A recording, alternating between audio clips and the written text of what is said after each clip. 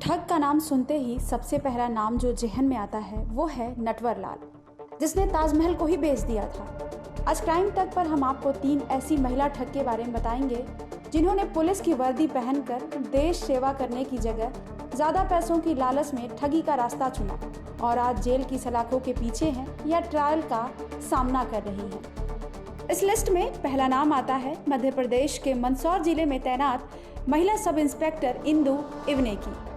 हाल ही में शामगढ़ थाना इलाके के रहने वाले रिंकेश पाटीदार ने इंदु इवने पर 20 लाख रुपए हड़पने का आरोप लगाते हुए पुलिस में केस दर्ज करवाया है। इंस्पेक्टर इंदु पर आरोप है कि उन्होंने अपने पति तरुण शर्मा के साथ मिलकर कई बेरोजगार युवकों को सरकारी नौकरी दिलाने के नाम पर उनसे 20 लाख रुपए ऐंठ लिए। ठगी के इस आरोप के बाद सब इंस्पेक्टर और उसके पति के खिलाफ धोखाधड़ी का मामला दर्ज किया गया है। फिलहाल पुलिस इस मामले की जांच में जुटी हुई है। कभी लेडी सिंघम के नाम से फेमस हुई राजस्थान पुलिस में सब इंस्पेक्टर सीमा झाकड़ हमारे इस लिस्ट में दूसरे नंबर पर है। सीमा पर यह आरोप है कि उन्होंने 10 लाख रुपए लेकर ड्रग तस्कर को भगा दिया था। सीमा झाकड़ पर यह आरोप तब लगा जब वो गुजरात से सटे सिरोही जिले के बरलूट थाने में तैनात थी।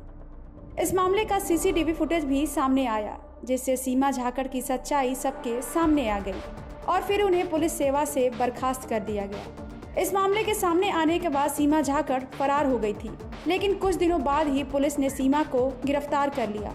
फिलहाल सीमा झाकड़ ट्रायल का सामना कर रही हैं। हमारे इस लिस्ट में तीसरे और आखिरी नंबर पर आती हैं कभी अपनी बहादुरी के लिए फेमस करनाल की एएसआई सरिता।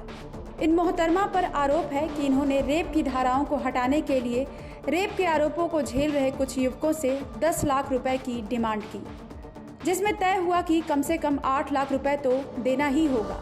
सरिता जब ये सौदा तय कर रही थी उस दौरान किसी ने विजिलेंस टीम को खबर कर दी।